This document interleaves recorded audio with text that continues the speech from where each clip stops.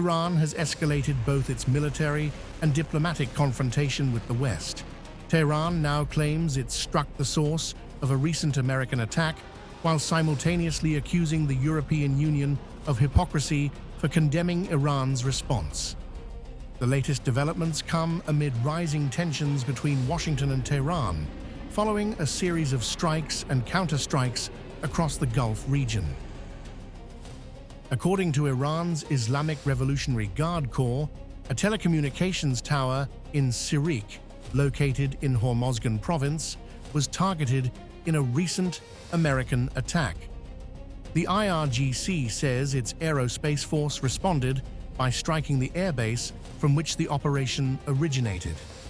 Iranian officials claim the designated targets were destroyed and have warned that any future attack will trigger a much harsher response. The warning was reinforced through dramatic footage released by Iranian-linked channels showing missile launches and military imagery. A prominent message in the video reads, "Until the last American soldier leaves the region," underscoring Tehran's increasingly aggressive rhetoric against the US military presence in the Middle East. Meanwhile, Iran's foreign ministry has launched a scathing attack on the European Union after Brussels condemned Tehran's military response. Foreign Ministry spokesperson Esmaeil Baqaei called the EU's position hypocritical and irresponsible, arguing that Europe criticizes Iran's retaliation while ignoring what Tehran describes as illegal American aggression. One cannot ignore the blatant and illegal attack by the United States and the Zionist regime against Iran. Try to justify it in various clauses or take very soft positions regarding it. And then when Iran takes defensive action to protect its national sovereignty and territorial integrity, blame Iran.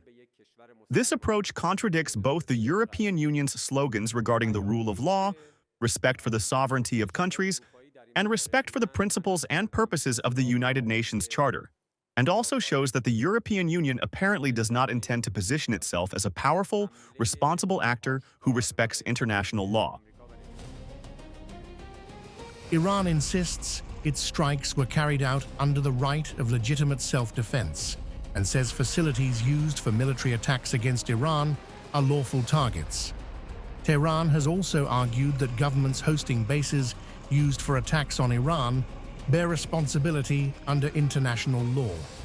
The remarks appear directed not only at Washington, but also at regional partners hosting American forces.